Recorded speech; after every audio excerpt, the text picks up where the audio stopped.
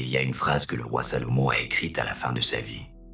Une phrase que personne ne cite jamais dans les sermons du dimanche, que personne ne commente à la mosquée du vendredi. Une phrase que les théologiens ont tendance à mettre de côté parce qu'elle dérange, parce qu'elle vient de la bouche de l'homme le plus sage qui ait jamais vécu et qu'elle dit quelque chose que cet homme n'aurait pas dû ressentir. La voici. L'Ecclésiaste, chapitre 2, verset 17. Et j'ai pris en haine toute ma peine pour laquelle j'avais peiné sous le soleil. Arrêtez-vous sur ces mots. Cet homme avait construit le temple, le plus grand édifice religieux de l'histoire de l'humanité, dont la gloire était telle que la nuée de Dieu l'avait rempli au jour de la consécration, et que les prêtres eux-mêmes n'avaient pu rester debout. Il avait accumulé plus d'or que tous les rois réunis. Il avait la sagesse que Dieu lui-même avait reconnue comme unique dans toute l'histoire du monde. Il avait des palais, des jardins, des chanteurs et des chanteuses. Il avait eu tout ce que l'âme humaine peut désirer. Et il a écrit « J'ai pris en haine toute ma peine ». Ce n'est pas de la modestie. Ce n'est pas de la fausse humilité. C'est le témoignage d'un homme épuisé, profondément, inexplicablement épuisé. Non pas par le manque, mais malgré l'abondance. Non pas parce qu'il avait tout perdu, mais parce qu'il avait tout eu et que cela ne l'avait pas rempli. Et ce soir, je vais vous dire quelque chose que j'ai mis des années à comprendre. Ce que Salomon décrivait là, ce n'est pas ce que vous appelez être fatigué. Ce n'est pas la fatigue du corps après une journée de travail. Ce n'est pas la fatigue des yeux après une nuit courte. Ce n'est pas même la fatigue que l'âge explique. Ce que Salomon décrivait, c'est autre chose. Et cette autre chose a un nom dans la langue dans laquelle il écrivait. Voici quelque chose qui m'a arrêté net la première fois que je l'ai découvert. L'hébreu biblique, la langue dans laquelle Salomon a rédigé l'Ecclésiaste, possède non pas un, non pas deux, mais trois mots distincts pour désigner la fatigue. Pienne. Trois réalités différentes, que la langue française résume en un seul, fatigué. Le premier mot est ayef, c'est la fatigue ordinaire du corps. La lassitude du soir après une journée normale. C'est la fatigue qui cède avec une bonne nuit de sommeil. Le deuxième mot est yaef. L'épuisement par manque de substance. La faiblesse physique de quelqu'un qui n'a pas mangé, qui est à bout de ressources. C'est la fatigue que les médecins comprennent et que les analyses sanguines révèlent. Et le troisième mot est celui que Salomon a choisi. Yagéa. Ce mot n'apparaît que 3 fois dans tout l'Ancien Testament. 3 fois en plusieurs milliers de pages, et sa signification est précise. L'épuisement de celui qui a tout donné. Pas le corps qui manque de carburant, pas l'énergie naturellement basse, mais l'être entier, kunz, âme, esprit, qui a tout épuisé en donnant et qui ne trouve plus la source pour se recharger. C'est le mot que Salomon utilise dans l'Ecclésiaste chapitre 1, verset 8. Toutes choses sont yagéa. Pas toutes choses me fatiguent. Toutes choses sont fatiguées. Comme si le monde entier partageait avec lui cet épuisement qu'il ne pouvait pas nommer autrement.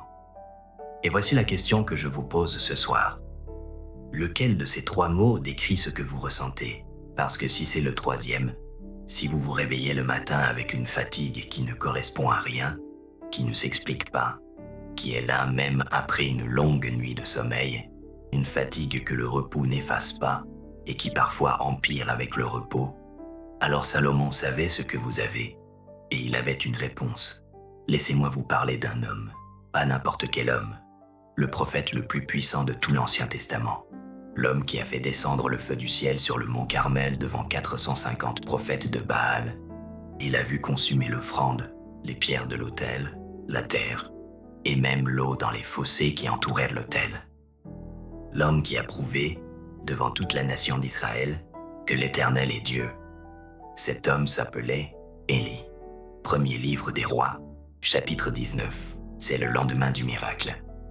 Un seul jour après le plus grand acte prophétique de l'Ancien Testament. Élie est dans le désert, seul, assis sous un genêt, un arbuste épineux, le seul abri dans cette chaleur sans merci. Et il demande la mort. Oui, il demande la mort. C'est assez maintenant, Éternel. Prends mon âme, car je ne suis pas meilleur que mes pères. L'homme qui venait de faire descendre le feu du ciel demande à mourir. Pas d'une blessure, pas d'une maladie, d'une fatigue. Une fatigue tellement profonde, tellement totale, qu'elle lui semblait plus difficile à supporter que la mort elle-même. Et il s'est couché, et il a dormi. Ce qui se passe ensuite, je veux que vous l'entendiez avec toute l'attention dont vous êtes capable. Parce que la réponse de Dieu n'est pas ce que vous attendez. Il n'y a pas de vision, pas de révélation, pas d'ange qui lui crie de se ressaisir, pas de sermon sur la foi. Un ange le touche, juste le toucher, et dit « Lève-toi et mange ». Élie ouvre les yeux. Il y a à son chevet une galette cuite sur des braises chaudes et une jarre d'eau. Il mange, il boit, et il se recouche.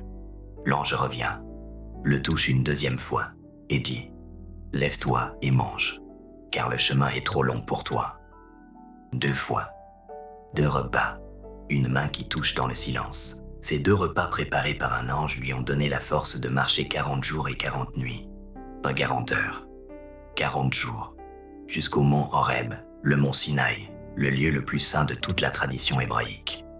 40 jours sur 2 repas. Et quand Élie arrive au mont Horeb, Dieu lui dit de se tenir sur la montagne. Un vent fort et violent qui fend les montagnes et brise les rochers. Puis un tremblement de terre. Puis le feu. L'Éternel n'était pas dans le vent. L'Éternel n'était pas dans le tremblement de terre. L'Éternel n'était pas dans le feu. Et après le feu, en hébreu, Kol Demamastaka, un son de fin silence, un murmure lésé, une voix douce et ténue. C'est là que Dieu était. Ce n'est pas un détail littéraire. C'est une leçon sur la nature de la fatigue. L'homme le plus puissant spirituellement de son époque était épuisé. Pas parce qu'il manquait de foi, pas parce qu'il avait péché, mais parce qu'il avait tout donné, sans jamais se laisser remplir. Et Dieu, qui le savait, n'a pas commencé par le spirituel. Il a commencé par le corps. La nourriture, le repos, le toucher d'un ange sur l'épaule, le corps d'abord, l'âme ensuite. Et seulement quand le corps était nourri, quand le chemin avait été parcouru, alors le murmure doux et lésé. Mais il y a une autre face de cette même vérité, et celle-là vient du Coran. Sourate Az-Zumar, le 39e chapitre, verset 42.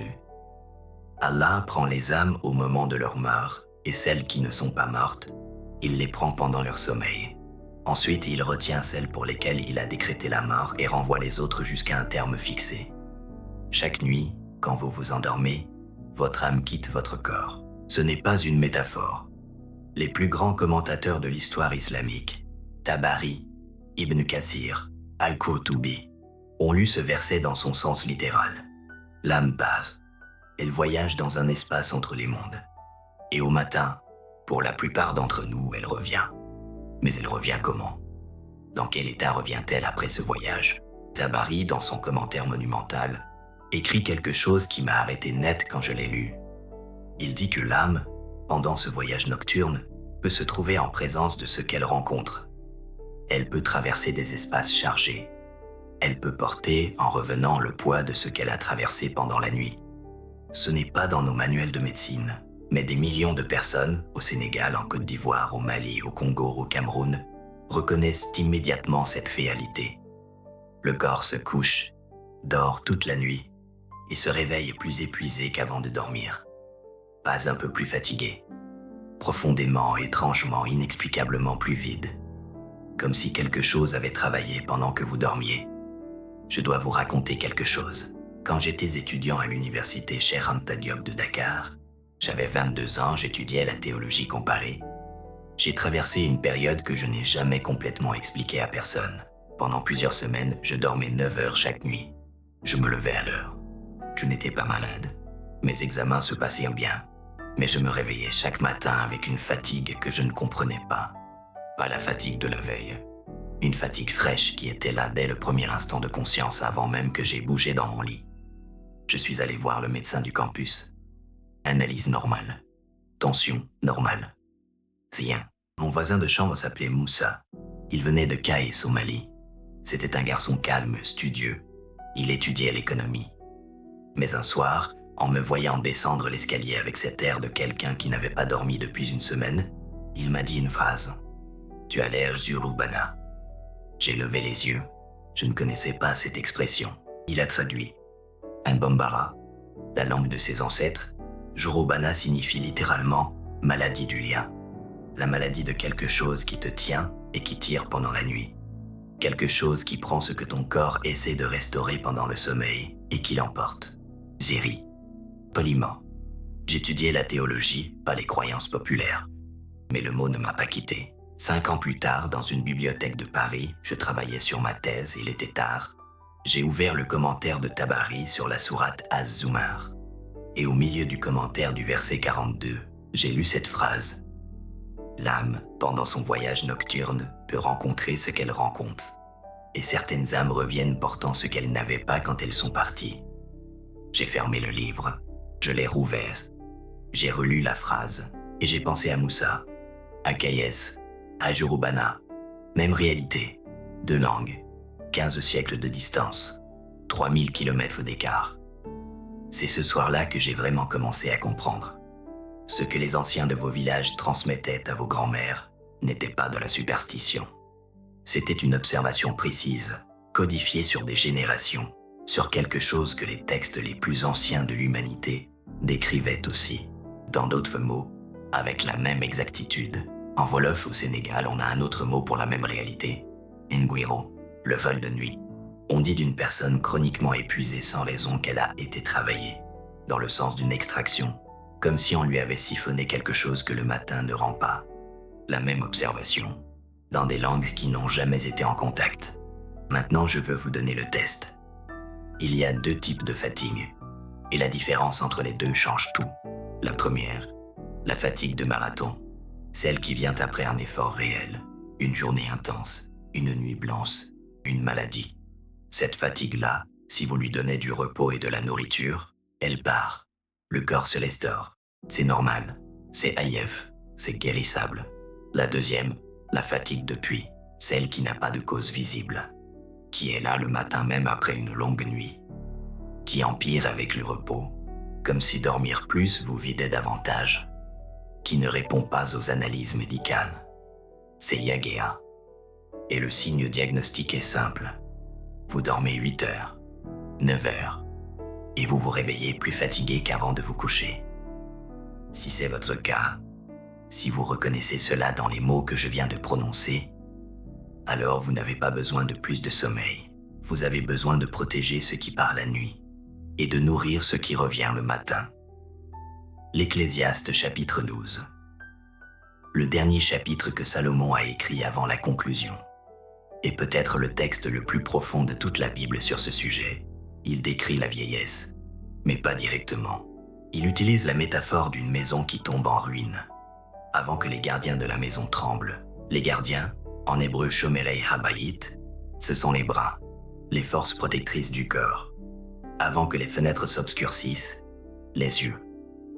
Pendant des siècles, les commentateurs ont lu ce chapitre comme une description du vieillissement physique. Et c'est vrai, c'est ce que le texte dit en surface. Mais Salomon révèle quelque chose d'autre au verset 7. Et la poussière retourne à la terre comme elle y était, et l'esprit retourne à Dieu qui l'a donné. L'esprit, en hébreu ruach, retourne à Dieu. Et le ruach en hébreu ne désigne pas seulement l'âme immortelle. Il désigne le souffle vital, l'énergie spirituelle qui anime le corps. Ce qui fait que vous êtes vivant dans un sens plus profond que biologique. Relisez la métaphore avec ces yeux-là. Quand les gardiens de la maison tremblent, ce n'est pas seulement parce que les bras vieillissent, c'est parce que le ruach commence à se retirer. Ce n'est pas l'âge qui vide la maison, c'est la maison qui se vide de ce qui l'habitait. Et la cause n'est pas l'âge. L'âge est une conséquence. La cause, c'est ce qui entre par les fenêtres que vous laissez ouvertes la nuit.